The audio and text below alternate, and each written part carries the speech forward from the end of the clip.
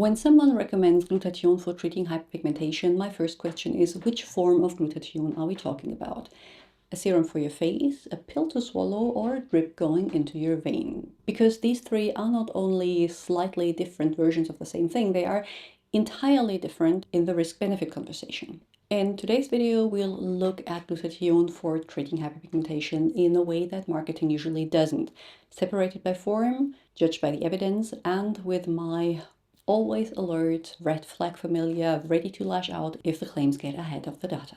By the end of this video, I want you to know if glutathione belongs at the top of your hyperpigmentation routine or if it is something that you should only consider if the boring basics are already done. Welcome back to my channel. I'm Dr. Anne, a medical doctor here to teach you how to best take care of your skin and general well-being. Before we even ask whether glutathione works, we need to ask work for what? Because melasma, sunspots, or just uneven skin tone are entirely different things, and they usually can't be treated the same way. I have made videos on the different forms of hyperpigmentation before, but in general, there is not one thing that works for everything. You can not say this will work for hyperpigmentation, but you will have things that will work well for melasma, you will have things that work better for sunspots, and you will have things that work better for general uneven skin tone. The next big problem is the skin lightening versus hyperpigmentation treatment debate. Because treating one patch of hyperpigmentation is entirely different than trying to lighten your overall skin tone.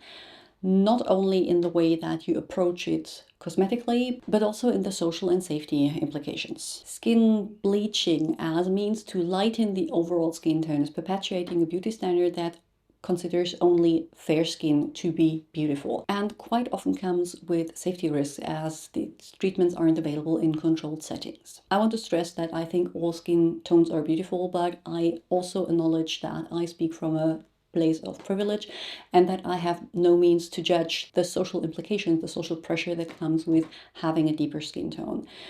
When I talk about treating hyperpigmentation, I always talk about lightening specific spots of uneven pigmentation and never about lightening your overall skin tone.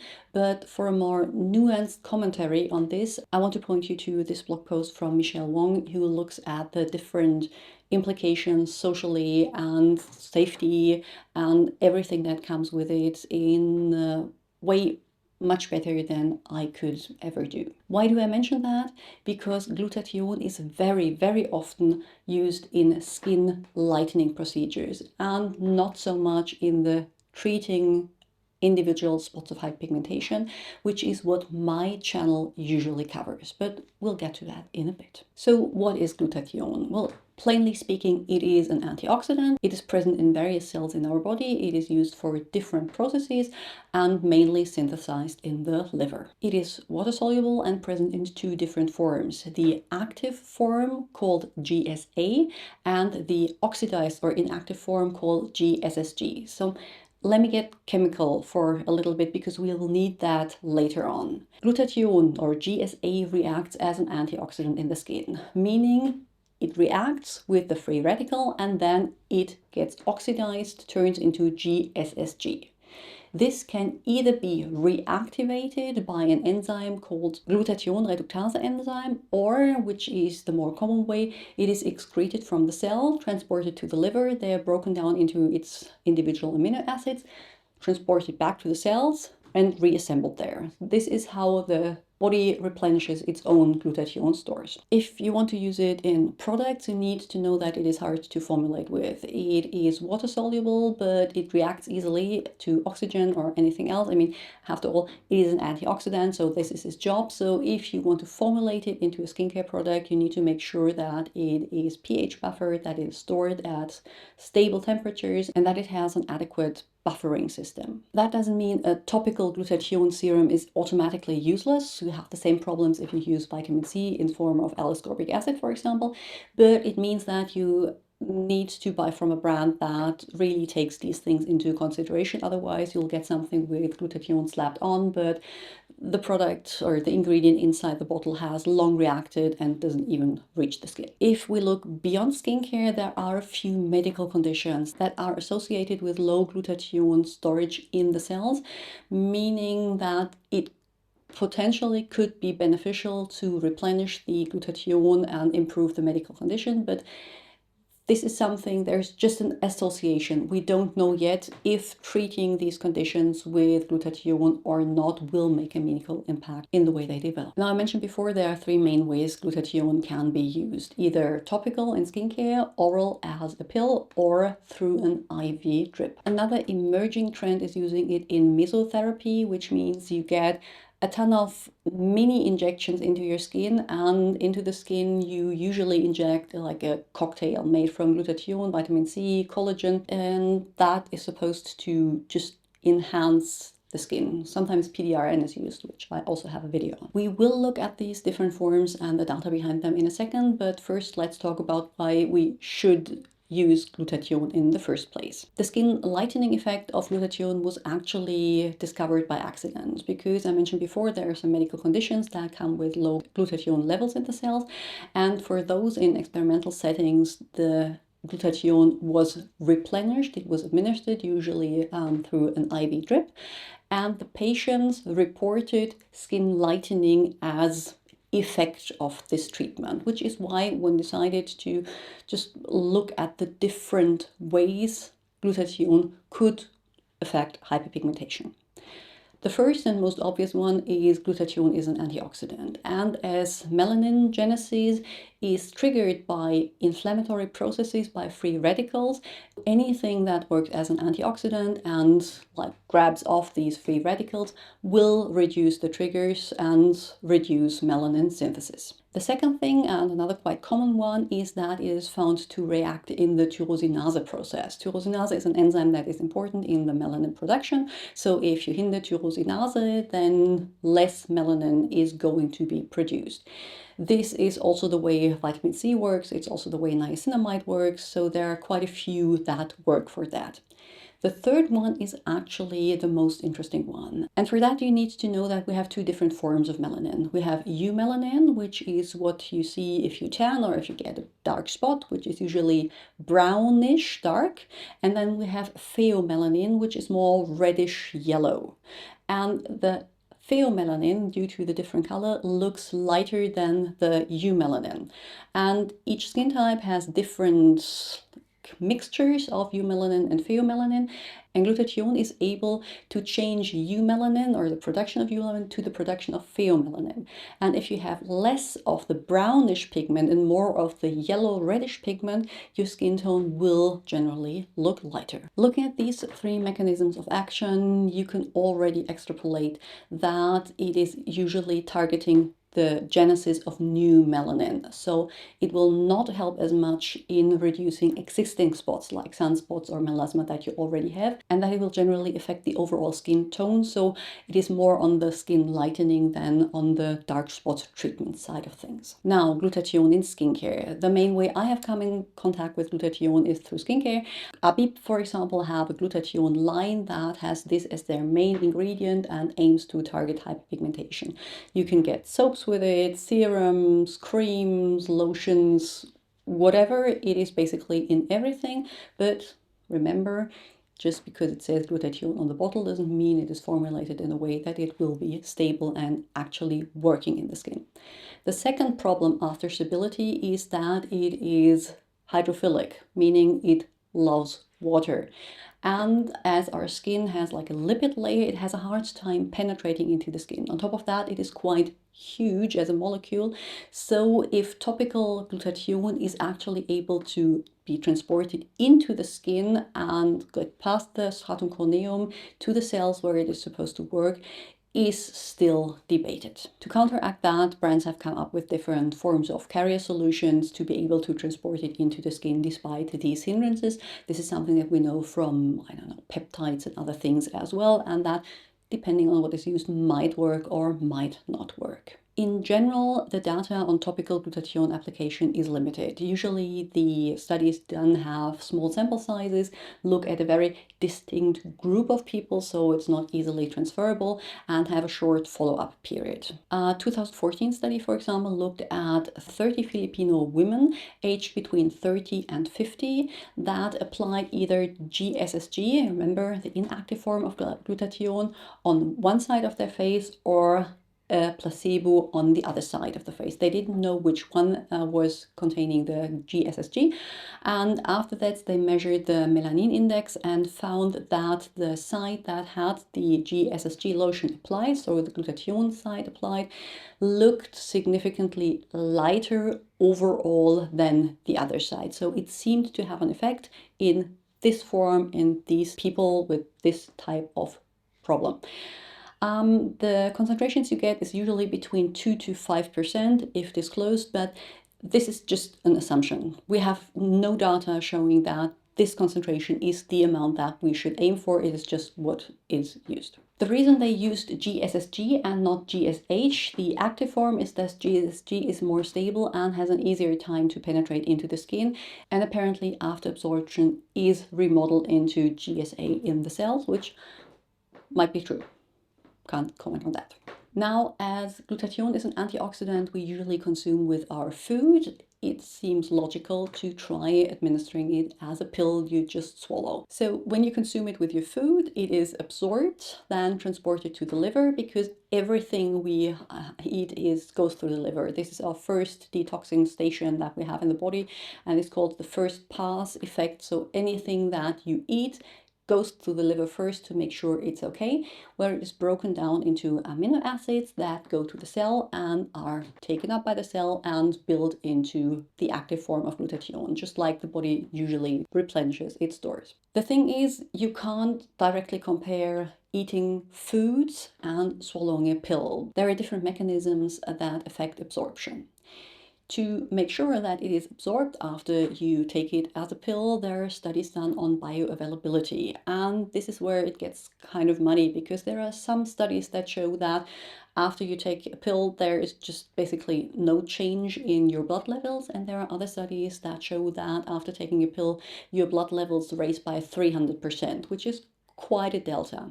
The thing is that these studies use different doses, different forms of administration, like how the pill is made, and different points of measurement. So you can basically not really compare them, meaning we just have some random data points and nothing that we can tell. Oh, and if someone cites animal studies to prove that the bioavailability is great, that is actually true for animals, but humans have a very active enzyme in the liver, the gamma-glutamyltransferase, that rats or dogs are missing. So you really can't compare humans and rats in this case. Another thing to consider is that meaning that your blood levels raise doesn't automatically mean that the intercellular levels raise. It is hydrophilic, so having high blood levels could also mean your kidneys work some overtime and you just pee out more glutathione than you would usually do. So we don't know yet. Again, very limited data on taking oral glutathione for the effects on the skin.